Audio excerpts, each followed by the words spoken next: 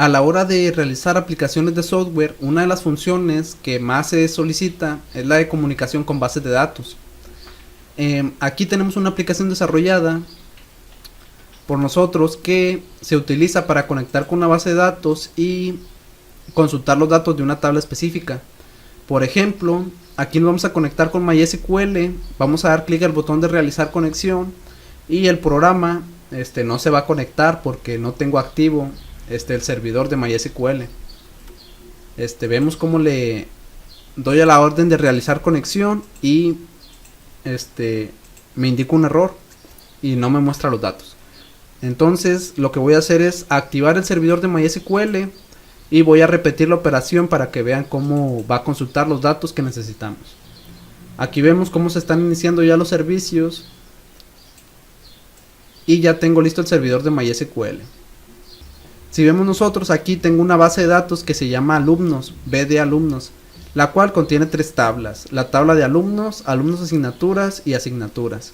Si yo ingreso a la tabla de alumnos, lo que puedo ver es que tengo un registro con el identificador de cada alumno, sus apellidos, su nombre, el curso que están ingresando y un número de titulación. Y vemos que tengo varios datos en la tabla. Entonces estos datos de aquí que estoy visualizando en el gestor es lo que yo buscaría que me arrojara el software que hemos desarrollado. Estos mismos datos de aquí. Muy bien. Vamos a regresar aquí al software y ahora sí, en la base de datos ingresamos el nombre, base de datos, alumnos, luego el nombre de la tabla, en este caso alumnos, y aquí vamos a ingresar nuestro usuario y contraseña. Estos datos de aquí son privados y son los que se utilizan y que se configuran en el servidor de bases de datos. Tú creas un nuevo usuario, le pones tu contraseña y ya con eso puedes acceder.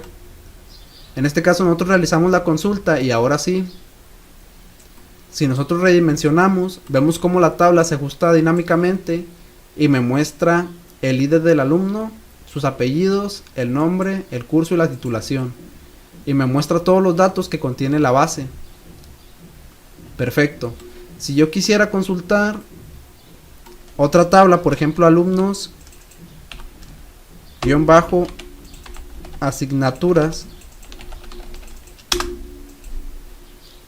realizo la conexión e igualmente me muestra todos los datos. Entonces este es un ejemplo de un software que consulta efectivamente los datos de una base de datos. Automáticamente realiza la conexión, genera los comandos de consulta, organiza los datos, me crea una tabla y me asigna todos los datos aquí en esta tabla.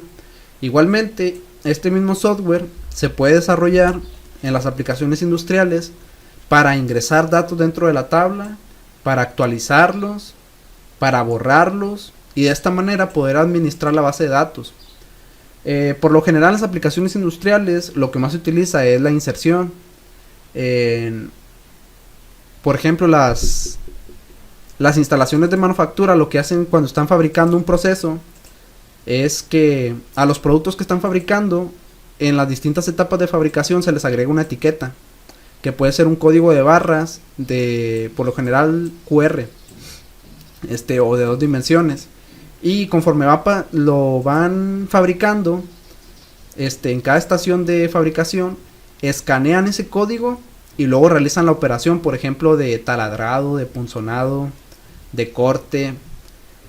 Y lo que hace los software de las máquinas es tomar el identificador, que sería por ejemplo este identificador de alumno, que sería el código de barras, y luego los datos de la operación, cuál fue la presión de la máquina al realizar la operación, la posición del elemento, el recorrido de la herramienta, y al final si la operación fue correcta o fue defectuosa.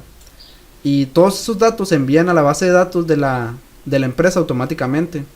Entonces ya en campo tú nada más estás escaneando la pieza y estás trabajando y toda esa información se queda en la base de datos.